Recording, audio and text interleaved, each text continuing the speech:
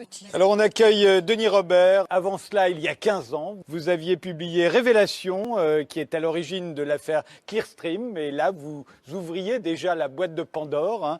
À l'époque, il était déjà question dans ce livre de sociétés offshore, de paradis fiscaux, de filiales de banques françaises dans les paradis fiscaux, ce qui vous avait valu 63 procès, je ne sais pas si le chiffre est exact, dans combien? 5 pays au moins? 63 procédures, parce qu'il y avait les premières instances et appels. Voilà. Dans 5 pays, oui. Dans 5 pays. Tout ça s'est terminé le 3 février 2011, quand la Cour de cassation a reconnu le sérieux de votre travail. Depuis, il y a eu un film qui a raconté tout cela. Il s'intitule L'Enquête. Il est sorti l'année dernière avec Gilles Lelouch qui jouait le rôle de Denis Robert. Alors, qu'est-ce que ça vous inspire aujourd'hui, la révélation des Panama Papers? Je sais que vous avez poussé un coup de gueule cette semaine sur votre compte Facebook. J'ai écrit en une minute un commentaire qui a été transféré 100 000 fois. J'ai eu le sentiment qu'on redécouvrait la Lune, quoi, que ces histoires de panaméennes.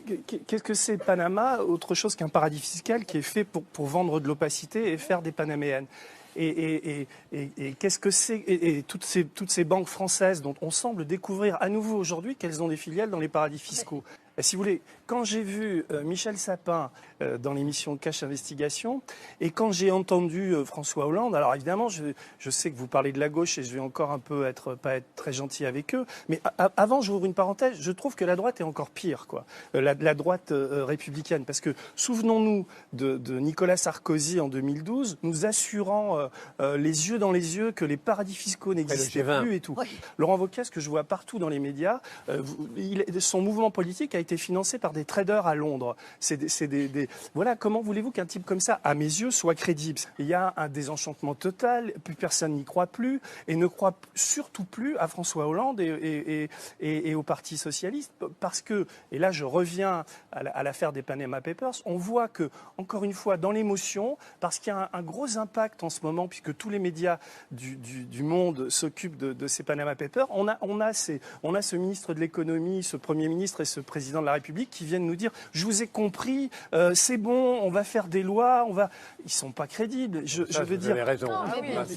Non, mais et donc c'est pour ça que si vous voulez, j'ai eu un sentiment, c'est pas de l'agacement, parce que je me dis qu'à force, quand même, les choses devraient changer et vont changer. Et ça mérite de tout l'agacement. Le problème, ça n'est pas, comment dire, le capitalisme. Moi, je ne suis pas anticapitaliste. Je pense que le capitalisme, c'est pour l'instant ce qu'on a trouvé de moins pire, c'est un mode de production, etc. Le problème, c'est évidemment la redistribution, le vol manifeste dont on est victime, et c'est de plus en plus difficile pour nous. Je veux dire, on voit les impôts qu'on paye, etc.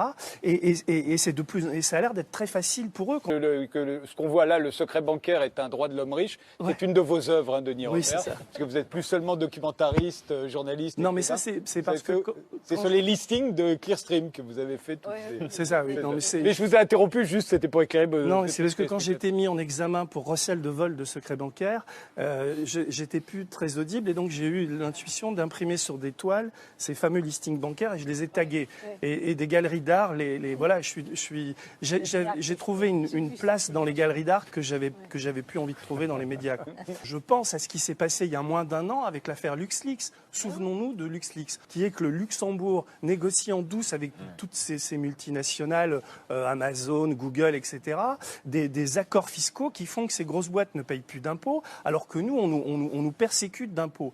Cette information sort, on a les mêmes cris effrayés de la part de tous ces hommes politiques qui, oulala, c'est terrible, enfin, etc.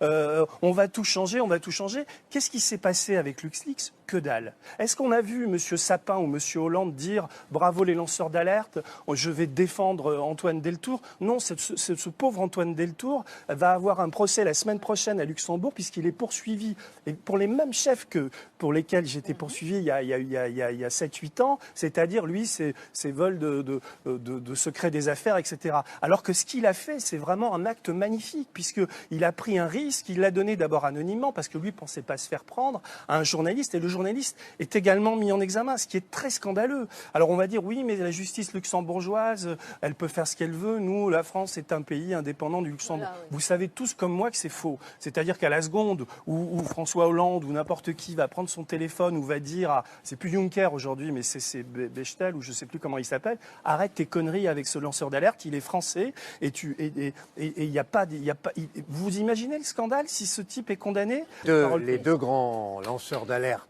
celui qui est réfugié à l'ambassade. Snowden ou Snowden. Non, Assange. Julia Assange. Oui, Assange. les deux, on n'a rien fait pour eux. Non. On n'aura pas proposé de les La accueillir, France, on ne les a pas refusé de proposer les défendre, on n'a pas rien proposé, on les a lâchés tous les deux. Alors que c'est énorme ce qu'ils nous ont appris. Laetitia Stroche-Bonnard. Je pense que ce que vous voulez dire également, c'est qu'il y a une espèce de méfiance de plus en plus croissante à l'égard de l'élite. Et je pense qu'on peut très bien distinguer aussi la question de l'anticapitalisme et de la critique de l'élite. Et la critique de l'élite avec les Panama Papers, malheureusement pour l'élite, ça ne va faire que Ils sont mal s'accentuer. barrés sur ce Tout point. à fait, mais je suis absolument d'accord avec vous. Ce que je veux dire, c'est qu'on peut très bien être capitaliste et défendre le capitalisme tout en pensant que l'élite française est tout à fait problématique. Parce que, notamment l'élite politique, ne se remet jamais en question. En fait, dans nos institutions, des procédures pour avoir plus de transparence, pour que nous puissions demander plus de comptes à cette élite. Et que l'élite politique, quand elle est contestée, elle ne revienne pas. Mais il y a toute la question de l'optimisation Bien sûr, fiscale des entreprises, qui est Et encore légal. beaucoup plus D'ailleurs, importante je et qui m'excuse, souvent emprunte les Vous mêmes avez- canaux. et c'est franchement très drôle de voir comment la Société Générale se défend ou comment et des types viennent vous expliquer. Oui, j'ai une panaméenne, mais c'est légal ou c'est pas pour frauder. À quoi sert une panaméenne si c'est pas pour frauder? Je me crois me rappeler que François Hollande avait parlé de son Mon ennemi, ennemi. c'est la finance. Exactement. Oui, mais Eh bien oui, il aurait pu développer, il aurait pu nous expliquer en quoi. Et parce que c'est vraiment la question clé. Il y a une raison à l'échec de toutes ces tentatives de remettre à plat un peu le système. C'est le pouvoir incroyable du lobby bancaire dans le monde où nous Exactement. sommes. Et des instruments financiers qu'il faut mettre sur la table une bonne fois. Dernier mot. Non, Marcel Gaucher parlait du lobby bancaire. Moi, l'inquiétude que j'ai, qui est réelle, c'est que ce lobby bancaire, on peut le nommer, c'est 28 ou 30 banques dans le monde qui pratiquent chacune des pyramides de Ponzi, qui jouent sur des hedge funds, qui sont particulièrement endettés et qui ont mis à leur joug des États et des hommes politiques, quoi. Et donc, ce sont ces banques, ces banquiers, ces conseils d'administration, en particulier américains d'ailleurs, qui sont responsables de cette situation. Et face à elles, à ces banques et à ce système, on ne sait pas très bien comment faire. Mais simplement, en 2008, on a vécu une crise qui était la crise des subprimes, où les États ont supplanté les banques, ont été sauvés par ça. Si on a une crise dans les années prochaines d'une banque, on ne trouvera plus d'argent au niveau des États. Il faudra aller sur Mars ou sur Pluton, mais je ne suis pas sûr qu'on en trouve. Donc ça peut être vraiment le bordel, quoi. Voilà, c'était c'est Bon, pas merci comme tous les 7 d'avoir participé à cette émission.